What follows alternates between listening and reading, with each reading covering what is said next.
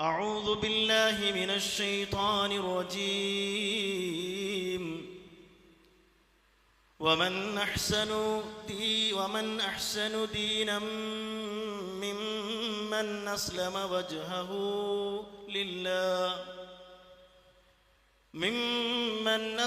وجهه لله وهو محسن واتبع ملة إبراهيم حنيفا واتخذ الله إبراهيم خليلا. ബഹുമാന്യ സത്യവിശ്വാസികളെ, വിശ്വാസിനികളെ, സഹോദരങ്ങളെ, സഹോദരിമാരെ, അള്ളാഹുവിൻ്റെ നിയമനിർദ്ദേശങ്ങളും മഹാനായ റസൂൽ കരീം സല്ലല്ലാഹു അലൈഹി വസല്ലമയുടെ തിരുസുന്നത്താകുന്ന ജീവിതചര്യയും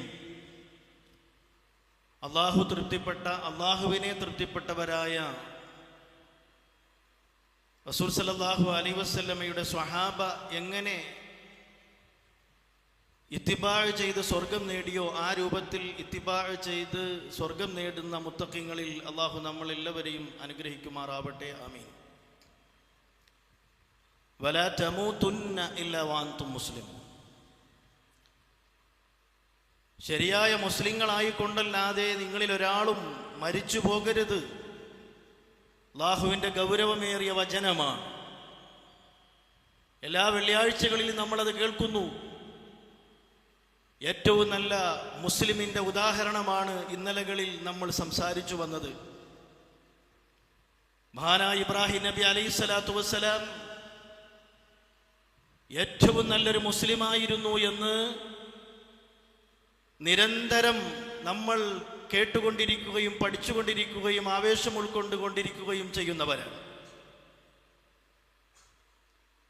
അല്ലാഹു തൻ്റെ കൂട്ടുകാരനായി സ്വീകരിച്ചു. ആരെ?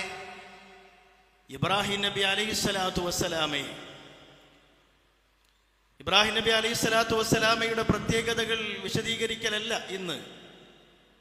ഇബ്രാഹിം നബി അലൈഹിസ്സലാത്തു വസ്സലാമയുടെ മാതൃക എൻ്റെയും നിങ്ങളുടെയും നമ്മുടെ കുടുംബത്തിലും കഴിവിൻ്റെ പരമാവധി പുലർത്തിക്കൊണ്ടു പോകുന്നില്ല എങ്കിൽ നമ്മുടെ ഈ ജീവിത രീതി മുഴുവനും നഷ്ടത്തിലാകുന്നു എന്ന് ഉണർത്തുവാനാണ് മഹാനായ ഇബ്രാഹിം നബി അലൈഹിസ്സലാത്തു വസ്സലാമയെ അള്ളാഹു പരിചയപ്പെടുത്തിയ ചില കാര്യങ്ങൾ ഒന്ന് ഓർമ്മിപ്പിക്കുന്നത്. അതിലൊന്നാമത്തതാണ് ഞാൻ ഓതിവെച്ച ആയത്ത്. അള്ളാഹു തൻ്റെ കൂട്ടുകാരനായി ഇബ്രാഹിം നബി അലൈഹിസ്സലാത്തു വസ്സലാമയെ സ്വീകരിച്ചു. വത്തഖദല്ലാഹു ഇബ്രാഹിമ ഖലീല. അള്ളാഹു ഇബ്രാഹിമിനെ അതേ സുഹൃത്തായി സ്വീകരിച്ചിരിക്കുന്നു.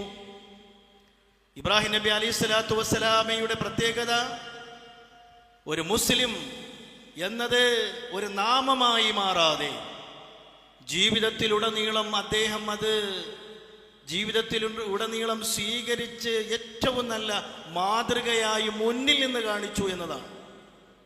അതാണ് അല്ലാഹു സുബ്ഹാനഹു വ തആല പറയുന്നത്, ഇന്ന ഇബ്രാഹീമ കാന ഉമ്മതൻ ഖാനിതൻ ലില്ലാഹി ഹനീഫാ വലം യകു മിനൽ മുശ്രികീൻ. തീർച്ചയായും ഇബ്രാഹിം അലൈഹിസ്സലാം അള്ളാഹുവിന് കീഴ്പ്പെട്ട് ജീവിക്കുന്ന, നേർവഴിയിൽ വ്യതിചലിക്കാതെ നിലകൊള്ളുന്ന ഒരു സമുദായം തന്നെയായിരുന്നു, ഒരു ഉമ്മത്ത് തന്നെയായിരുന്നു. അദ്ദേഹം ഒരിക്കലും ശിർക്ക് ചെയ്യുന്നവരിൽ പെട്ടവനായിരുന്നേയില്ല. സഹനശീലത്തിനുടമ, അനുകമ്പയുടെ മകുടോദാഹരണം, പശ്ചാത്താപ മനസ്സിന്റെ ഏറ്റവും നല്ല ഉദാഹരണം. ഇന്ന ഇബ്രാഹീമ ലഹലീമുൻ അവ്വാഹും മുനീബ്. തീർച്ചയായും ഇബ്രാഹിം സഹനശീലനാണ്, വളരെയേറെ അനുകമ്പമുള്ളയാളാണ്, വളരെയധികം പശ്ചാത്താപ വിവശനാണ്. അതുപോലെ തന്നെ സവിശേഷമായ വിവേകവും അറിവും നൽകപ്പെട്ട മഹാനാണ് അദ്ദേഹം. വലഖദ് ആതൈനാ ഇബ്രാഹീമ റുശ്ദഹു മിൻ ഖബ്ലു വകുന്നാ ബിഹി ആലിമീൻ. മുമ്പ് ഇബ്രാഹീമിന് തൻ്റെതായ വിവേകം നാം നൽകുകയുണ്ടായി. അദ്ദേഹത്തെ പറ്റി നമുക്കറിയാമായിരുന്നു. സവിശേഷമായ വിവേകവും അറിവും നൽകപ്പെട്ട മഹാൻ, അതുപോലെ തന്നെ കടമകൾ നിറവേറ്റിയ മഹാൻ, വഇബ്രാഹീമല്ലദീ വഫാ. അതുപോലെ തന്നെ നന്ദിയുള്ള ദാസൻ. ഇന്ന ഇബ്രാഹീമ കാന ഉമ്മത്തൻ ഖാനിതൻ ലില്ലാഹ് ഹനീഫൻ വലം യകു മിനൽ മുശ്രികീൻ ശാകിറൻ ലിഅൻഉമിഹി. അല്ലാഹു കൊടുത്ത അനുഗ്രഹങ്ങൾക്ക് നന്ദിയുള്ള ദാസനായിരുന്നു. അല്ലാഹു കൊടുത്ത അനുഗ്രഹത്തിന് നന്ദി കാണിക്കുന്ന മഹാനായിരുന്നു. അതുപോലെ തന്നെ ഇബ്രാഹിം നബി അലൈഹിസ്സലാത്തു വസ്സലാമയുടെ മഹൽ സ്വഭാവങ്ങൾ മുഴുവനും പരിശുദ്ധ ഖുർആൻ വിശദീകരിച്ചുകൊണ്ട് നമുക്ക് പഠിപ്പിച്ചു തരുന്നൊരു പാഠമുണ്ട്. അതാണ് എൻ്റെ വിഷയവും. എന്താണ് അവിടെ പറയുന്നത്? ഖുൽ സദഖല്ലാഹു ഫത്തബിഉ മില്ലത ഇബ്രാഹിമ ഹനീഫ വമാ കാന മിനൽ മുശ്രികീൻ. നബിയെ പറയുക, അല്ലാഹു സത്യം പറഞ്ഞിരിക്കുന്നു, ആകയാൽ ശുദ്ധമനസ്കനായ ഇബ്രാഹിമിന്റെ മാർഗം നിങ്ങൾ പിന്തുടരണേ. അദ്ദേഹം ബഹുദൈവാരാധകരുടെ കൂട്ടത്തിലായിരുന്നില്ല. മഹാനായ ഇബ്രാഹിം നബി അലൈഹിസ്സലാത്തു വസ്സലാമിന്റെ മില്ലത്തിനെ പിന്തുടരാൻ അള്ളാഹു നമ്മളോട് കൽപ്പിക്കുന്നു. പ്രിയപ്പെട്ടവരെ, ഏതാണ് ഇബ്രാഹിം നബി അലൈഹിസ്സലാത്തു വസ്സലാമിന്റെ മില്ലത്ത്? ആ മില്ലത്തില് പ്രധാനപ്പെട്ട ഒരു കാര്യമുണ്ടായിരുന്നു. അദ്ദേഹത്തിൻ്റെ സ്വന്തം കുടുംബത്തിനു വേണ്ടി അഹോരാത്രം പരിശ്രമിക്കുകയും അള്ളാഹുവിൻ്റെ ഇഷ്ടദാസന്മാരാക്കിയെടുക്കാൻ വേണ്ടി അദ്ദേഹം അള്ളാഹുവിനോട് കരഞ്ഞ് ദുആ ചെയ്ത സാത്വികനായ ഒരു പിതാവും കൂടിയായിരുന്നു, സാത്വികനായ ഒരു പ്രവാചകനും കൂടിയായിരുന്നു. ആ ദുആഇന്റെ ഭാഗങ്ങൾ പ്രിയപ്പെട്ടവരെ, പരിശുദ്ധ ഖുർആൻ നമ്മൾ നോക്കി നോക്കുമ്പോൾ നമ്മുടെ ഹൃദയത്തിലേക്ക് ഇബ്രാഹിം നബിയും ഇബ്രാഹിം നബി എന്ന പിതാവും നമ്മളെന്ന പിതാവും ജ്വലിച്ചു നിൽക്കേണ്ടതുണ്ട്. വ്യതിരിക്തത മനസ്സിലാക്കേണ്ടതുണ്ട്. അതിൽ നിന്നും ശരിയായൊരു പിതാവായിട്ടുണ്ടോ, ശരിയായൊരു മകനായിട്ടുണ്ടോ എന്ന് ഇസ്മായിൽ നബി അലൈഹിസ്സലാമയുടെ ചരിത്രവും നമുക്ക് പാഠമാണ്. ഇബ്രാഹിം നബി അലൈഹിസ്സലാമയുടെ ദുആ കേൾക്കാം. വഇദ് ഖാല ഇബ്രാഹിം റബ്ബി ജഅൽ ഹാദൽ ബലദ ആമിനാ വജ്നുബ്നി വബനിയ അൻ നഅ്ബുദൽ അസ്നാം. ഇബ്രാഹിം അലൈഹിസ്സലാം പറഞ്ഞ സന്ദർഭം, റബ്ബി എൻ്റെ രക്ഷിതാവേ, ഇജ്അൽ ഹാദൽ ബലദ ആമിനാ, ഈ രാജ്യത്തെ നീ നിർഭയമുള്ളതാക്കി മാറ്റണമേ അല്ലാ. വജ്നുബ്നി വബനിയ അൻ നഅ്ബുദൽ അസ്നാം, എൻ്റെയും എൻ്റെ മക്കളെയും ഞങ്ങൾ വിഗ്രഹങ്ങളെ ആരാധിക്കുന്നതിൽ നിന്ന് ഞങ്ങളെ അകറ്റുകയും ചെയ്യണമേ. സ്വന്തത്തിനുള്ള ദുആ മാത്രമല്ല, കുടുംബത്തിനെയും ഓർത്തുകൊണ്ട് ഏറ്റവും പ്രധാനപ്പെട്ട ദുആ അല്ലാഹുവോട് പറയുന്ന മഹാനായ ഇബ്രാഹിം നബി അലൈഹിസ്സലാം. പ്രിയപ്പെട്ടവരെ, ഇബ്രാഹിം എന്ന പേരുള്ള സൂറത്ത് 14-ാമത്തെ സൂറത്തായ സൂറത്ത് ഇബ്രാഹിമിൽ തന്നെ ആ രംഗം അല്ലാഹു വിവരിക്കുന്നുണ്ട്. തൊട്ടടുത്ത ആയത്ത്, റബ്ബി ഇന്നഹുന്ന അദ്ലൽന കസീറൻ മിനന്നാസ് ഫമൻ തബിഅനി ഫഇന്നഹു മിന്നി വമൻ അസാനി ഫഇന്നക ഗഫൂറുർ റഹീം. റബ്ബി എൻ്റെ രക്ഷിതാവേ, ഇന്നഹുന്ന അദ്ലൽന കസീറൻ മിനന്നാസ്, നിശ്ചയമായും അവ മനുഷ്യരിൽ നിന്നും വളരെ ആളുകളെ വഴിപിഴപ്പിച്ചിരിക്കുന്നു. ഫമൻ തബിഅനി ഫഇന്നഹു മിന്നി, അതിനാൽ എന്നെ ആര് പിന്തുടർന്നുവോ അവൻ എൻ്റെ കൂട്ടത്തിൽപ്പെട്ടവനാകുന്നു. വമൻ അസാനി ഫഇന്നക ഗഫൂറുർ റഹീം, ആരെങ്കിലും എന്നോട് അനുസരണക്കേട് കാണിക്കുന്ന പക്ഷം നീ വളരെ പൊറുക്കുന്നവനാണ്, കരുണാവാരിധിയാണ് റബ്ബേ. അടുത്ത ആയത്ത് സൂറത്ത് ഇബ്രാഹിം 37 കാണാം, റബ്ബനാ ഇന്നി അസ്കൻതു മിൻ ദുർരിയതി. ഈ ദുർരിയത്ത് എന്ന വാചകം നമ്മൾ വളരെ ഹൃദ്യമായി ആലോചിക്കേണ്ട ഒരു വാക്കാണ്. നമ്മൾ പറയില്ലേ, എൻ്റെ പൊന്നാര പൊന്നുമക്കൾ എന്ന് പറയില്ലേ, നമ്മളെ പൊന്നാര പൊന്നുമക്കൾ, കരളിൻ്റെ കണ്ടമായ മക്കൾ എന്ന് ഉപയോഗിക്കുന്ന ഒരു സുന്ദരമായൊരു പദമാണ് ദുർരിയത്ത് എന്നത് പദം. റബ്ബന ഹബ്ലന മിൻ അസ്വാജിന വദുർരിയാതിന. ഒരു വിശ്വാസിയുടെ ഏറ്റവും നല്ലൊരു ദുആയല്ലേ അല്ലേ? അവിടെയും ദുർരിയാത്ത് പറഞ്ഞിട്ടുണ്ട്.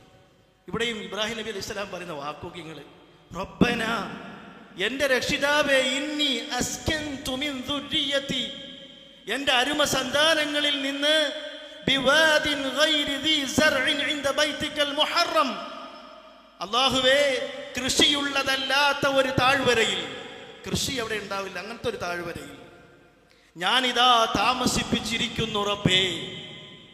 എന്താ അങ്ങനെ ഒരു വാചകം? അങ്ങനെ ഒരു വാചകം. കഅബയുടെ പരിസരം എല്ലാവർക്കും അറിയാം, അതിൻ്റെ ആദ്യ കാലഘട്ടം കൃഷിക്ക് ഉപയുക്തമല്ല അല്ലേ? ഹാജറ ബീവിയെയും ഇസ്മായിൽ അലൈഹി സ്വലാത്തു വസ്സലാമിനെയും അവിടെ കൊണ്ടാക്കുമ്പോ ഇബ്രാഹിം നബി അലൈഹി സ്വലാത്തു വസ്സലാമയുടെ ലക്ഷ്യം, ആ ലക്ഷ്യം അല്ലാഹ് പറയുന്നുണ്ട്. ഇബ്രാഹിം നബി തന്നെ പറയുന്നുണ്ട്, ഇൻദ ബൈതികൽ മുഹറം, അതേ നിന്റെ പവിത്രമായ വീട്ടിന്റെ അടുക്കൽ ഞാൻ എന്തിനാ എൻ്റെ സന്തതിയെ കൊണ്ടാക്കിയെന്നറിയുമോ? എൻ്റെ കുടുംബത്തെ കൊണ്ടാക്കിയെന്നറിയുമോ? റബ്ബനാ, ഞങ്ങളുടെ രക്ഷിതാവേ, ലിയുഖീമുസ്സലാ, അവർ നിസ്കാരം നിലനിർത്തുന്നതിന് വേണ്ടിയാണ്.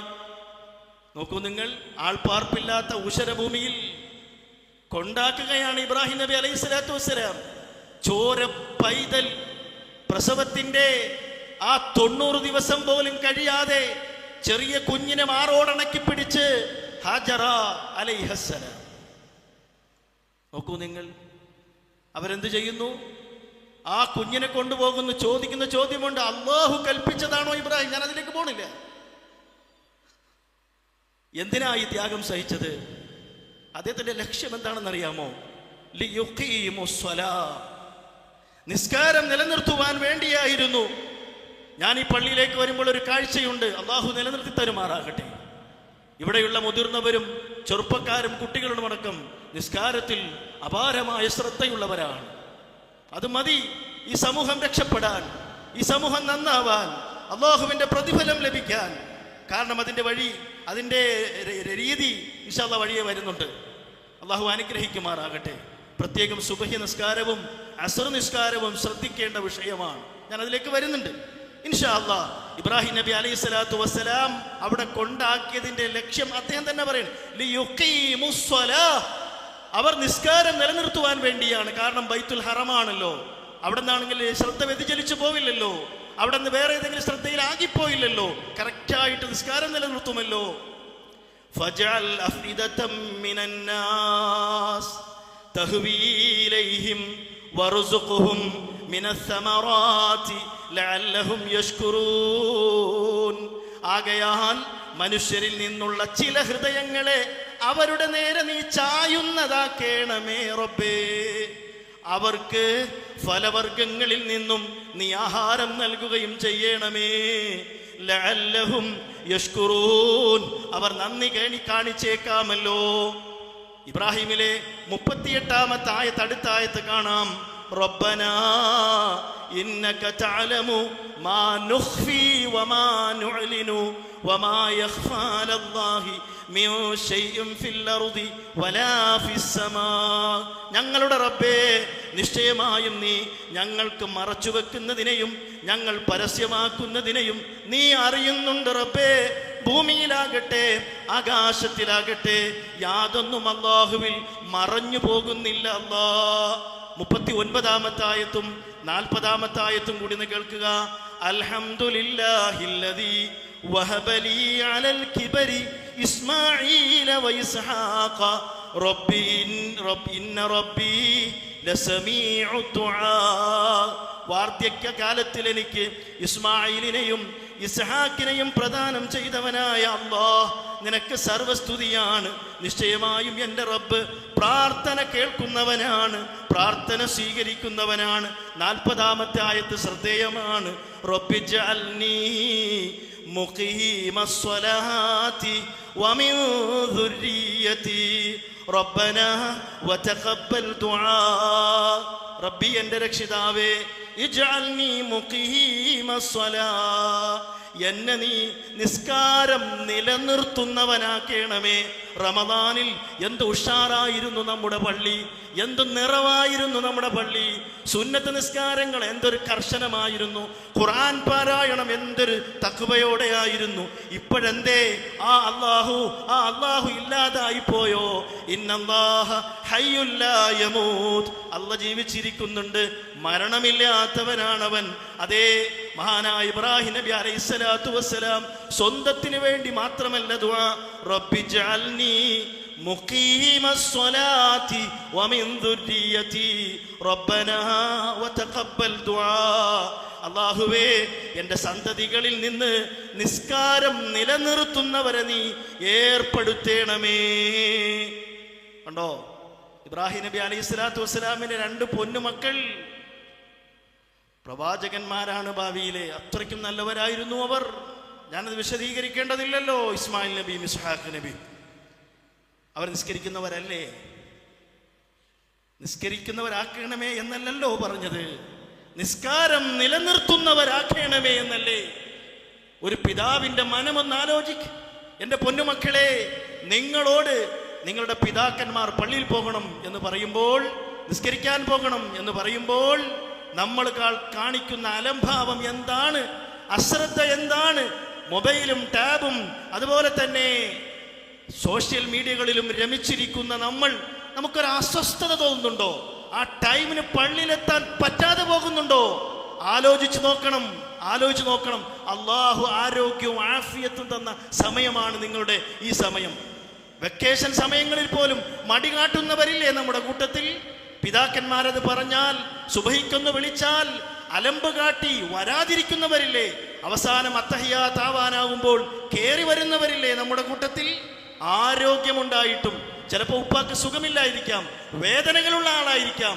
അള്ളാഹ്ക്ക് റബ്ബിന്റെ മുന്നിൽ അദ്ദേഹത്തിന് ഉദറുകൾ പറയാം, അള്ളാഹ് എനിക്ക് വേദന സഹിക്കാൻ പറ്റാഞ്ഞിട്ടാണ് എനിക്ക് കൃത്യമായി എത്താൻ പറ്റാത്തത്, പുറത്തു തരണേ. നമ്മളോ ആരോഗ്യമുണ്ട്, ആഫിയത്തുണ്ട്, നല്ല ചോരയുണ്ട്, എന്നിട്ടും അലംഭാവം കാണിക്കുന്നു എങ്കിൽ മഹാനായ ഇബ്രാഹിം നബി അലൈഹിസ്സലാത്തു വസ്സലാമിന്റെ മില്ലത്തിൽ നമുക്ക് ശക്തമായ മാതൃകയുണ്ട്. അദ്ദേഹം പറഞ്ഞ വാചകം, റബ്ബന ഗഫിർലി വലിവാലിദയ്യ വലിൽ മുഅ്മിനീന യൗമ യഖൂമുൽ ഹിസാബ്. അത് നമുക്ക് പിൻപറ്റാൻ പറ്റൂല. കാരണം ഇബ്രാഹിം നബി അലൈഹിസ്സലാം വാപ്പാക്ക് ദുആ ചെയ്തതാണ്. അള്ളാഹു അത് എടുത്തു പറയുകയും ചെയ്തിട്ടുണ്ട്. അപ്പോൾ നമ്മുടെ വാപ്പ തൗഹീദിന്റെ ആളാണെങ്കിൽ ധൈര്യമായിട്ട് മാതാപിതാക്കൾക്ക് നമുക്ക് ദുആ എടുക്കണം. റബ്ബി ഗഫിർലി വലിവാലിദയ്യ റബ്ബി റഹംഹുമാ കമാ റബ്ബയാനി സഗീറ.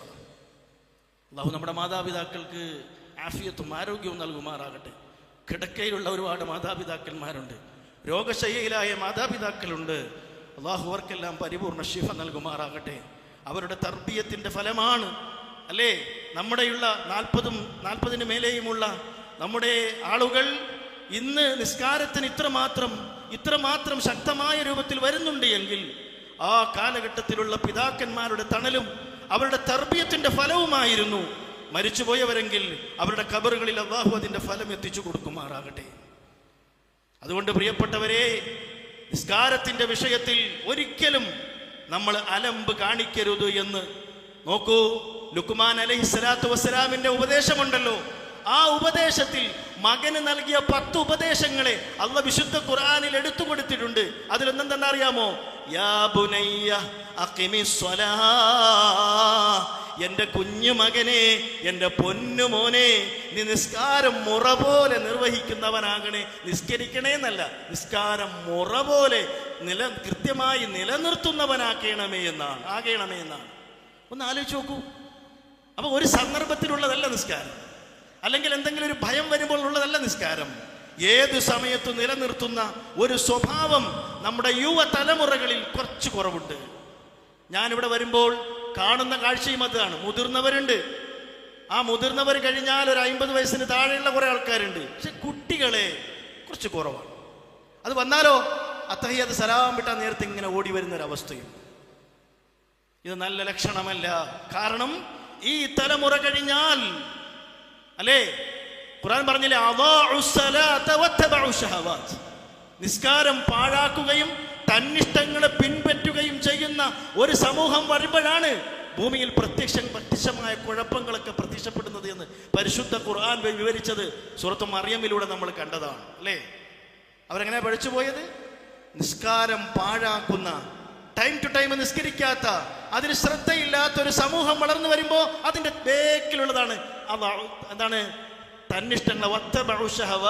തന്നിഷ്ടങ്ങളെ പിൻപറ്റുക എന്നത്.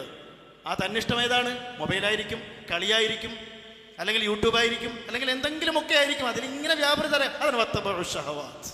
നിസ്കാരത്തിൽ നിങ്ങൾ കുറവുണ്ടോ? അടുത്ത രോഗമാണ് വത്തബഉ ശഹവാത്ത്. അല്ലാഹു കാത്തുരക്ഷിക്കുമാറാകട്ടെ. അത് നമ്മളെയും അല്ലാഹു കാത്തുരക്ഷിക്കുമാറാകട്ടെ. നിസ്കാരം കേൾക്കുമ്പോൾ ഇത് ഇട്ടിട്ട് പോകാൻ നമുക്ക് കഴിയണം. എങ്കിൽ നമ്മൾ ഇബ്രാഹിം നബിയുടെ മില്ലത്തിലാണ്, അത് പറയാനുള്ള അധികാരമുള്ളവരാണ്. അല്ലാഹു നമ്മളെയും നമ്മുടെ കുടുംബത്തെയും നമ്മുടെ പൊന്നു മക്കളെയും നമ്മുടെ ഭാര്യ സന്താനങ്ങളെയും മാതാപിതാക്കളെയും എല്ലാവരെയും നമ്മളെയും അല്ലാഹു അനുഗ്രഹിക്കുമാറാകട്ടെ.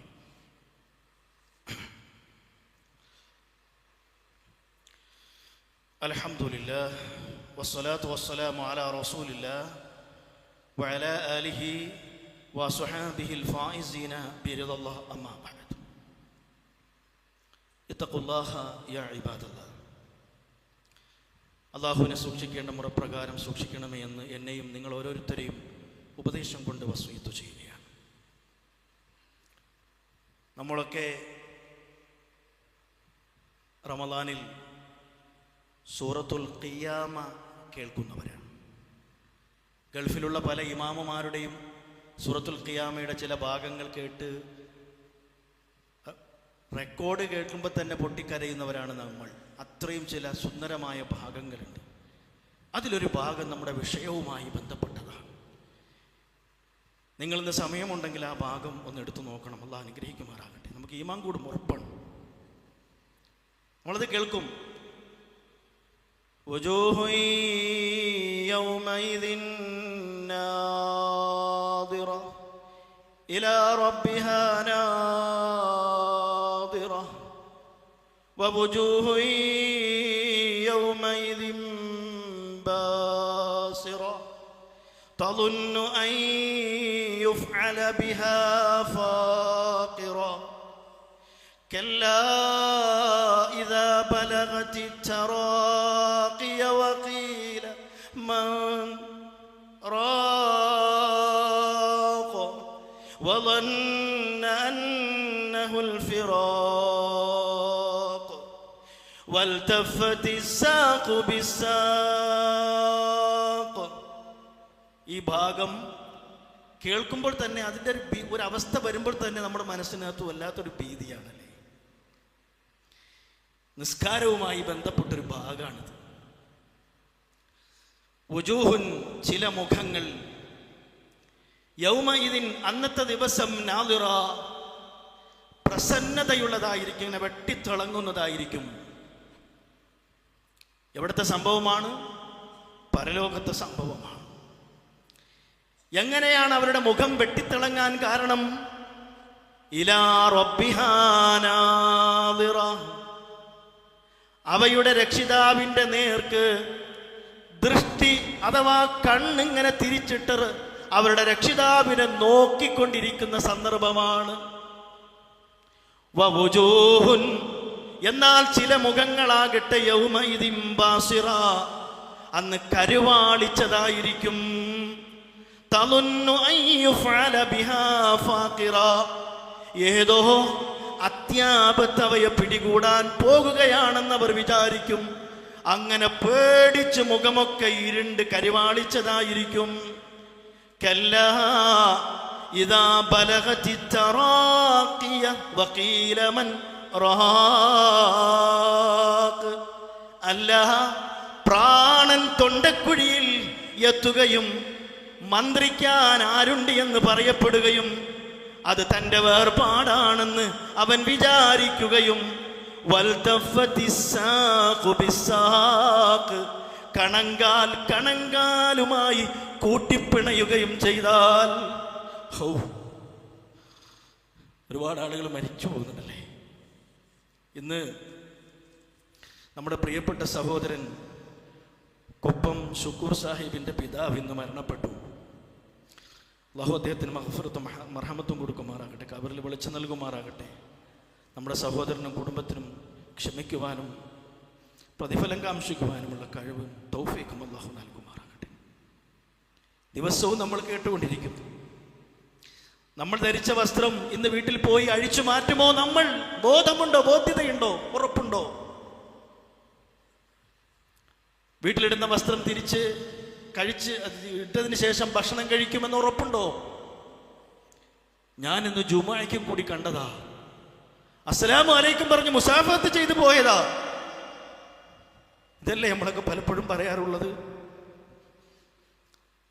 സഹോദരങ്ങളെ, നമ്മുടെ ഈ ജീവിതം അത് കൃത്യമാകണമെങ്കിൽ ഏകനായ അല്ലാഹുവിന്റെ തൗഹീദ് പറഞ്ഞതിന്റെ പേരിൽ അടിയും ബഹളവും പ്രശ്നങ്ങളും അതുപോലെ തന്നെ ഖരാബോ ചെയ്യലും മൈക്ക് സെറ്റും കൂടും അതൊക്കെ തകർക്കലും ഒക്കെയായിട്ട് നിങ്ങൾ ഒരുപാട് അനുഭവിച്ചവരാണ്.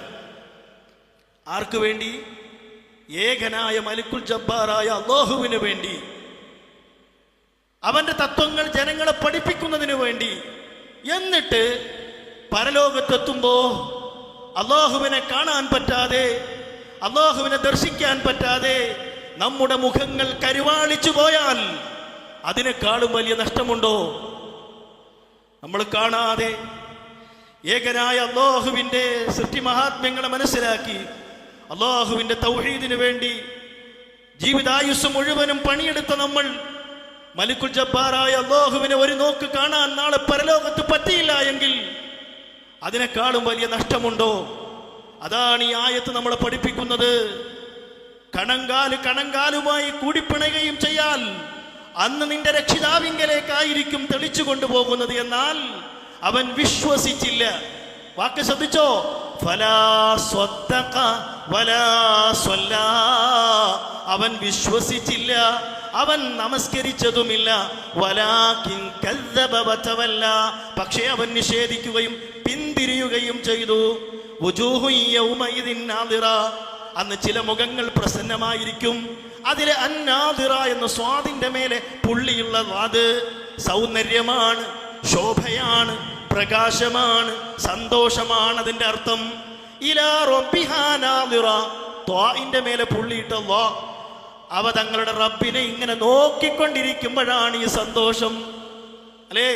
മഹാനായ റസൂലുള്ളാഹി സ്വല്ലല്ലാഹു അലൈഹി വസല്ലം പറയുകയാണ്, ജരീർ റളിയല്ലാഹു നിവേദനം ചെയ്യുന്ന ഹദീസിൽ കാണാം, ഒരു പൗർണമി രാവിൽ 14-ാം രാവിന്റെ ചന്ദ്രൻ പൂർണ്ണമായി ഉദിച്ചു നിൽക്കുന്ന രാവിൽ ഞങ്ങൾ മഹാനായ റസൂൽ സല്ലല്ലാഹു അലൈഹി വസല്ലമയുടെ അടുക്കൽ ഇരിക്കുകയായിരുന്നു. അവിടുന്ന് ചന്ദ്രനെ നോക്കിക്കൊണ്ട് പറഞ്ഞു, നിശ്ചയമായും ഈ ചന്ദ്രനെ നിങ്ങൾ നോക്കിക്കാണുന്നത് പോലെ ഇന്നകും സതറൗന റബ്ബകും കമാ തറൗന ഹാദൽ ഖമറ ലാ തുദാമ്മൂന ഫീ റുഅയതിഹി. 14-ാം രാവിലെ ചന്ദ്രനെ സ്പഷ്ടമായി വ്യക്തമായി സ്വഹാബ നിങ്ങൾ കാണുന്നില്ലേ? അങ്ങനെ നോക്കിക്കാണുന്നതിൽ നിങ്ങൾക്ക് യാതൊരു വിഷമവും ഉണ്ടാകുന്നില്ലല്ലോ എങ്കിൽ നിങ്ങളുടെ രക്ഷിതാവിനെ നിങ്ങൾ ഇതുപോലെ നോക്കിക്കാണും. അവനെ നോക്കിക്കാണുന്നതിൽ നിങ്ങൾക്ക് യാതൊരു വിഷമവും ഉണ്ടാവുകയില്ല. നിങ്ങളത് ഉദ്ദേശിക്കുന്നെങ്കിൽ സൂര്യോദയത്തിന് മുമ്പുള്ള, മക്കളെ പ്രത്യേകം ശ്രദ്ധിക്കണേ, ആഫിയത്തുള്ള സമയത്ത് നമുക്കിത് പറ്റിയില്ലെങ്കിൽ, ആരോഗ്യമില്ലാതെ കിടപ്പിലാകുമ്പോ, വേദനയോടെ നമ്മൾ കിടക്കയിലാകുമ്പോ, നടക്കാൻ ബുദ്ധിമുട്ടാകുമ്പോ അതിന്റെ ഗൗരവം നമുക്ക് മനസ്സിലാകും. അല്ലാഹു നമുക്ക് ആഫിയത്ത് നൽകട്ടെ, നമ്മുടെ മക്കൾക്കും ആഫിയത്ത് നൽകട്ടെ, കുടുംബത്തിനും ആഫിയത്ത് നൽകട്ടെ. അതറിയണമെങ്കിൽ ആ അവസ്ഥയിലെത്തിയാലേ അല്ലാഹു തന്ന ആരോഗ്യത്തിന്റെ വിലയറിയൂ.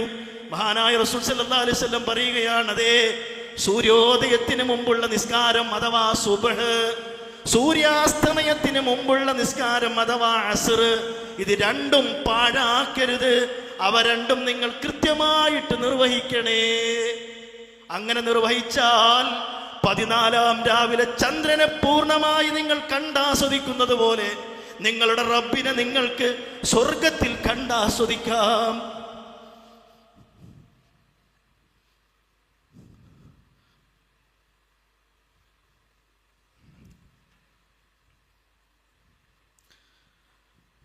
അല്ലാഹു തൗഫീഖ് നൽകുമാറാകട്ടെ.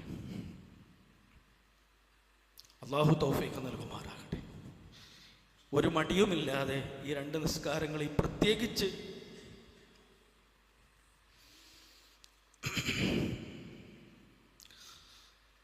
തീർച്ചയായും ഈ ചന്ദ്രനെ നിങ്ങൾ നോക്കിക്കാണുന്നത് പോലെ നിങ്ങളുടെ രക്ഷിതാവിനെ നിങ്ങൾ നോക്കിക്കാണും. അവനെ നോക്കിക്കാണുന്നതിൽ നിങ്ങൾക്ക് യാതൊരു വിഷമവും ഉണ്ടാവുകയില്ലല്ലോ. ഹബീബായ റസൂൽ സല്ലല്ലാഹു അലൈഹി വസല്ലമയുടെ വാക്കുകൾ കേട്ടപ്പോൾ സ്വഹാബികളുടെ മനസ്സിൽ ആ വലിയ ലക്ഷ്യം നേടിയെടുക്കുവാനുള്ളൊരു ത്വരയുണ്ടായി. അവർ ആകാംക്ഷയോടെ റസൂലുള്ളാഹിനെ നോക്കുമ്പോഴാണ് അള്ളാഹിന്റെ തിരുവചനത്തിന്റെ സൊല്യൂഷൻ പറഞ്ഞു കൊടുക്കുന്നത്. എന്താണ് സൊല്യൂഷൻ? സുബ്ഹി നിസ്കാരവും അസ്ർ നിസ്കാരവും കൃത്യമായി നിർവഹിക്കും. എന്താ അങ്ങനെ പറയാൻ കാരണം? ഏറ്റവും മടിയുള്ള രണ്ട് സംഭവമാണ്. ഒന്ന് സുബഹി. ആ മടിയുടെ കാര്യം പ്രത്യേകം വിശദീകരിക്കേണ്ട ആവശ്യമില്ല. അറബികളെ സംബന്ധിച്ചിടത്തോളം ഒരു ഉച്ചയുറക്കം, ആ ഉച്ചയുറക്കത്തിന്റെ സമയം കഴിഞ്ഞു വരുമ്പോഴാണ് അസ്ർ ഉണ്ടാവുക. ആ സമയത്ത് ആ മയക്കത്തിൽ നിന്ന് അസ്ർ ജമാഅത്തിന് എത്തുക എന്ന് പറയാൻ നല്ല പണിയാണ്. ഈ രണ്ട് കാര്യങ്ങൾ കൃത്യമായി നിർവഹിക്കുന്ന ആൾക്ക് ബാക്കി 3 നിസ്കാരങ്ങൾ ഈസിയാണ്.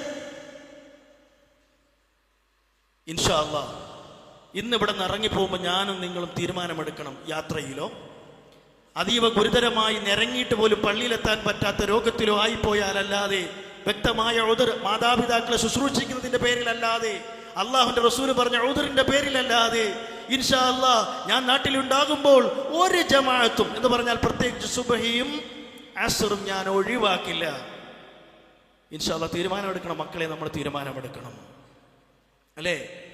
അതുകൊണ്ട് പ്രിയപ്പെട്ടവരെ, മഹാനായ റസൂലുള്ളാഹി സല്ലല്ലാഹു അലൈഹി വസല്ലമ പഠിപ്പിച്ച ഈ ഗൗരവമേറിയ വചനം നമ്മുടെ മനസ്സിൽ വെക്കണം.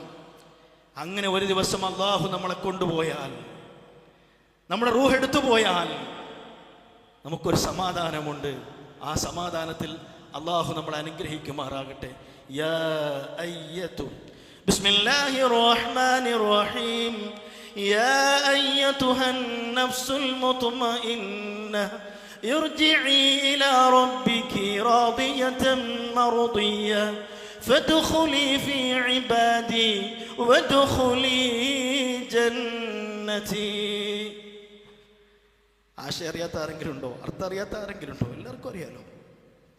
യാ അയ്യത്തുഹൻ നഫ്സുൽ മുത്മഇന്ന, ഏ ആത്മശാന്തി അടഞ്ഞ ആത്മാവേ, ഇർജിഇ, അല്ലാഹു അനുഗ്രഹിക്കട്ടെ, ഇർജിഇ ഇലാ റബ്ബികി, ഏ ആത്മാവേ നിന്റെ റബ്ബിലേക്ക് നീ മടങ്ങിക്കൊള്ളുക. റാദിയത്തൻ മർദിയത്തൻ, സ്വയം സംതൃപ്തി നേടിയും മറ്റുള്ളവരാൽ സംതൃപ്തി ഉണ്ടായവനായും നീ പൊയ്ക്കോ എൻ്റെ അടുത്ത്. ഫദ്ഖുലി ഫി ഇബാദി, എൻ്റെ ദാസന്മാരിൽ പ്രവേശിച്ചോളൂ. വദ്ഖുലി ജന്നതി, എൻ്റെ സ്വർഗത്തിൽ പ്രവേശിച്ചോളൂ. പൊന്നുമക്കളെ, നിങ്ങളുടെ ഉപ്പമാർ, നിങ്ങളുടെ ഉമ്മമാർ ഈ ഒരു ലക്ഷ്യത്തിലേക്കാണ് അവർ പറഞ്ഞയക്കുന്നത്. അവരാണ് സുബഹിക്ക് നിങ്ങളെ ബുദ്ധിമുട്ടിച്ച് വിളിപ്പിക്കുന്നത്. അതിനുവേണ്ടിയാണ് നിങ്ങളെ ഫയർ ചെയ്യുന്നത്, ദേഷ്യപ്പെടുന്നത്. ഈ ദേഷ്യം കുറച്ച് സഹിച്ചാൽ നമുക്ക് കിട്ടാൻ പോകുന്നത് വമ്പിച്ചൊരു വിജയമാണ്. റബ്ബിനെ കാണലും, റബ്ബിന്റെ തൃപ്തി പിടിച്ചു പറ്റലും, റബ്ബിന്റെ ഇഷ്ടദാസന്മാരിൽ പെടലും. പ്രിയപ്പെട്ടവരെ, ഹിന്ദുക്കൾക്ക്, ക്രിസ്ത്യാനികൾക്ക്, ഒരുപാട് മുസ്ലിങ്ങളല്ലാത്ത ആളുകൾക്ക് അള്ളാഹു ഒരുപാട് അനുഗ്രഹങ്ങൾ ചെയ്യുന്നുണ്ട്. മുസ്ലിങ്ങൾക്കും അനുഗ്രഹം ചെയ്യുന്നുണ്ട്. ആ അനുഗ്രഹത്തിന്റെ പിന്നിൽ അള്ളാഹിന്റെ പരീക്ഷണമാണ്. എന്താ പരീക്ഷണം? ഞാൻ കൊടുത്തു നോക്കട്ടെ ഇവരൊക്കെ എന്താ ചെയ്യുന്നത്. എന്നാൽ അള്ളാഹു തൃപ്തിപ്പെട്ട, അള്ളാഹുവിനെ തൃപ്തിപ്പെട്ട രൂപത്തിലുള്ള ഇബാദത്ത് ചെയ്യുന്നൊരു വിശ്വാസി അള്ളാഹു കൊടുക്കുന്ന അനുഗ്രഹങ്ങൾ, സമ്പത്താകട്ടെ, നല്ല കുടുംബജീവിതമാകട്ടെ, വിജയങ്ങളാകട്ടെ, സാമ്പത്തിക ഉന്നതികളാകട്ടെ, ആ കൊടുക്കുന്ന അനുഗ്രഹങ്ങൾക്ക് ഒരു പ്രത്യേകത ഉണ്ട്. കാരണം എന്തോ? അള്ളാഹിന്റെ ഓശാരമായി, അള്ളാഹുവിന്റെ സ്നേഹ സമ്മാനമായി അള്ള നൽകുന്ന അനുഗ്രഹമാണത്. ആ അനുഗ്രഹം നഷ്ടപ്പെട്ടു പോകല്ലേ എന്നാണ് തൗഹീദുള്ള, തഖ്വയുള്ള നമ്മുടെ കുടുംബം നമ്മളോട് പള്ളിയിലേക്ക് പോകാനും നോമ്പ് പിടിക്കാനും അമലു സാലിഹാത്ത് ചെയ്യാനും നമ്മളെ പ്രേരിപ്പിക്കുന്നതിൻ്റെ ചേതോവികാരം. അതുകൊണ്ട് പ്രിയപ്പെട്ടവരെ, റബ്ബ് തരുന്ന സ്നേഹമുണ്ടല്ലോ, നമ്മുടെ സമ്പത്താകട്ടെ എന്താകട്ടെ, റബ്ബ് തരുന്ന അനുഗ്രഹം ഉണ്ടല്ലോ, ആ അനുഗ്രഹം നമ്മൾ നേടിയെടുക്കാൻ സാധ്യമാകണമെങ്കിൽ എന്തു വേണം? ഈ ഒരു നിയ്യത്ത് നമ്മുടെ മനസ്സിലുണ്ടാകണം. കാരണം റബ്ബ് തആല സ്നേഹത്തോടെ തരുന്നതും റബ്ബ് തആല പരീക്ഷിക്കാൻ വേണ്ടി തരുന്നത് രണ്ടാ. പരീക്ഷിക്കാൻ വേണ്ടി തരുമ്പോഴാണ് കളി, വാടാ ഞാൻ കാണിച്ചു തരാടാ, അവിടേക്ക് വാ, പരലോകത്തേക്ക് വാ, കാണിച്ചു തരാം നിന്നെ, ദുനിയാവിൽ ഞാനൊരു പാഠം പഠിപ്പിക്കുന്നുണ്ട്, ഞാൻ വെറുതെ വിടൂല. ഇതാണ് പരീക്ഷണത്തിന്റെ പിന്നിലെ ചെയ്ത വികാരം. സ്നേഹമാണെങ്കിലോ, കണ്ടോ എൻ്റെ ഇഷ്ടദാസനെ ഞാൻ കൊടുത്തത് കണ്ടോ, അവൻ എത്ര നന്മയുള്ളവനാണ്, എത്ര നന്ദിയുള്ളവനാണ്. അപ്പൊ അള്ളാഹിന്റെ സ്നേഹം എങ്ങനെ കിട്ടിക്കൊണ്ടിരിക്കും. പ്രിയപ്പെട്ടവരെ, അതാണ് അള്ളാഹുവിനെ സ്നേഹിച്ചുകൊണ്ട്, അള്ളാഹ് നമ്മളെ സ്നേഹിച്ചുകൊണ്ട് തരുന്ന ആ ഒരു ബന്ധം. അള്ളാഹു ആ ബന്ധം സ്വർഗത്തിലെത്തുമ്പോളം നിലനിർത്തി തരുമാറാകട്ടെ. നമ്മളിന്ന് വന്നുപോയ ചെറുതും വലുതുമായ മുഴുവൻ പാപങ്ങൾ അള്ളാഹു പുറത്തു തരുമാറാകട്ടെ. അള്ളാഹുവെ, ഞങ്ങളിൽ നിന്ന് മരിച്ചുപോയ ആളുകളുണ്ട്, അവിടെ ഖബറുകൾ നീ വിശാലമാക്കണേ അല്ലാ. അള്ളാഹുവേ, ഞങ്ങളിൽ രോഗികളുണ്ട്, ക്യാൻസർ പോലെയുള്ള രോഗങ്ങൾ കൊണ്ട് പ്രയാസപ്പെടുന്നവരുണ്ട്. അള്ളാഹു അവരുടെ രോഗങ്ങൾ നീ ശിഫയാക്കി കൊടുക്കണേ. കുടുംബത്തിലും പലരുമുണ്ട്, നാട്ടിലുമുണ്ട്. അള്ളാഹു അവർക്കെല്ലാം നീ പരിപൂർണ്ണ ശിഫ നൽകണേ അല്ലാ. ഇഹലോകത്തും പരലോകത്തും ഉപകരിക്കുന്ന നല്ല സന്താനങ്ങളെ അള്ളാഹുവെ ഞങ്ങൾക്ക് നീ പ്രദാനം ചെയ്യുമാറാകണേ അല്ലാ. അവർക്ക് പറ്റിയ നല്ല ഉപ്പമാരാകാൻ, നല്ല ഉമ്മമാരാകാൻ അള്ളാഹുവെ ഞങ്ങൾക്കും നീ തൗഫീഖ് നൽകുമാറാകണേ അല്ലാ. ربنا تقبل منا إنك أنت السميع العليم وتب علينا إنك أنت التواب الرحيم يا غافر المذنبين والحمد لله رب العالمين. اللهم اغفر للمؤمنين والمؤمنات والمسلمين والمسلمات والأحياء منهم والأموات إنك مجيب الدعوات يا قاضي الحاجات. اللهم أجرنا من النار، اللهم أجرنا من النار، اللهم أجرنا من النار. ربنا آتنا في الدنيا حسنة وفي الآخرة حسنة وقنا عذاب النار. اللهم صل وسلم على نبينا محمد وآله وصحبه وسلم.